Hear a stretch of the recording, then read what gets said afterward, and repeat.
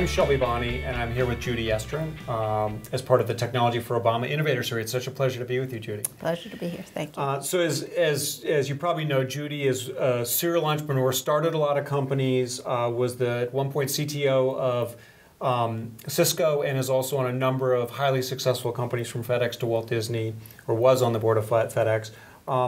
We talked in the last segment about innovation, and you laid out kind of 5 things that you think needed to be in balance for there to be a culture of innovation. I want to specifically talk about kind of what is innovation, because I think there's quite often a view that, you know, innovation is the kid coming out of college or dropping out of college just comes up with a great idea and goes and does it. But I think you have a broader view than that of innovation. Yes, I do. And I think innovation means different things to different people, first of all. There are different types of innovation. There's disruptive innovation that tends to create new markets and create lots of different branches in terms of different products. And then there's incremental innovation, which is making a new product doing something better than you did it before. Those are the 2 basic forms of innovation. And what people need to realize is the way you manage and lead to encourage those 2 different types of innovation is very differently. Incremental innovation can come from anywhere, focusing people on how do we do something better? How do we listen to our customers to see what they want so that the next iPhone has more features, or so that the next movie meets the demands of today's culture, for instance, or how do I improve an experience in an amusement park. On the other hand, when you're talking about really disruptive innovation, so if we go back to how did we end up with the internet, it started way back when someone came up with the concept of something called packet switching. Without packet switching, you didn't have ARPANET. Without ARPANET, you didn't have internet. Without internet, you didn't have the web. So each one builds on each other. And so when you're talking about really disruptive innovation, from new medical breakthroughs to new technology, that starts in research. It actually comes from not products typically, but from the research community, where you're investing to further understanding about something. And the questions you're asking and the measure of success is actually not a product. It's have you furthered understanding on that subject. And one of the reasons why people discount that part of innovation is it can be 30 years between a discovery and an actual product that somebody can use. It can be 50 years. And so in general, people forget about how important it is. But if you don't plant those seeds and you don't continually plant new seeds, you eventually run out. And you just stop having the ability to incrementally innovate. And one of the reasons I wrote my book is because I was very nervous as a country that we had cut back on the investment and the appreciation for basic science and research.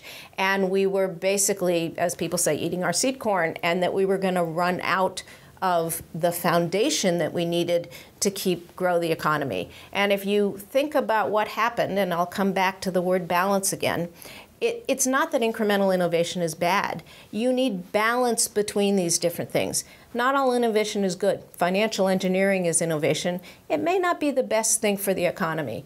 And one of the ways I like to think about it is in terms of a diet. So some people, it's fine for them to eat a donut every once in a while. But if you eat a donut for breakfast, pizza for lunch, and then go get a Coke and some cookies for dinner, you're not going to stay healthy for very long. And the reason is you're eating empty calories. Well, the same thing is true with innovation in our economy, which is we need all different types of growth and innovation in different sectors.